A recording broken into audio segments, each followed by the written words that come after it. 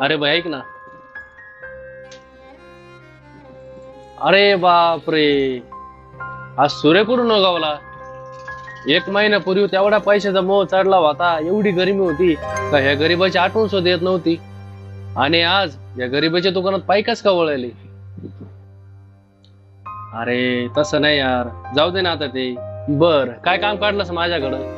अरे मला उद्या हप्ता होता, मला उद्या हप्त्यासाठी काही पैसे लागत होते, दे ना मला. पण तू माझ्याकडे कशाला आला?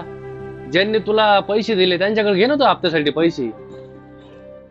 अरे बाबा, ते मित्र फक्त पैसे दे पुरतेच होते. आता हप्ता भरायची वेळ आली, आता ते पैसे पण मदत सुद्धा करायला तयार नाही. अरे तू माझा खास जोडीदार आहे ना, म्हणून आलो मी तुझ्याकडं. काय मी खास जोडीदार?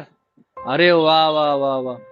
अरे 1 महिन्यापूर्वी माझ्या भाऊकीतला तू काढून दिलेल्या बचत गटाचे पैसे तुला देत नव्हता, त्यावेळेस तू मला काय म्हणाला, माझ्या बाजूने बोल, मला पैसे काढून दे.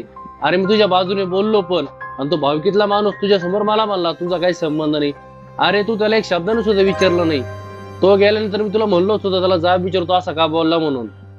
आणि तू स्वतःच्या हिताचा विचार केलास, त्या किरकोळ पैशासाठी तू त्याचा गुलाम झालास. अरे तुला मी म्हणलो सुद्धा होतो, त्याने जर पैसे नाही दिले तर मी तुला पैसे देतो. त्यावेळेस तुला मित्र नाही तर पैसा गोड वाटला, आणि आता तुला हप्त्याची गरज काय पडली तर लगेच तुला माझी आठवण आली. अरे यार भाई, झाली यार चूक माझ्याकडून, जाऊ दे ना आता. सॉरी यार मित्रा, मी आता काहीच करू शकत नाही. अरे मी तुझी मदत पण केली असती रे, पण गरजेपुरते जवळ येणार मित्रांना मी आता लांब करत चाललोय. कारण हे थोडे पैशाने आले का लगेच त्यांचं वागणं बदलतात. त्याच्यामुळं राम राम.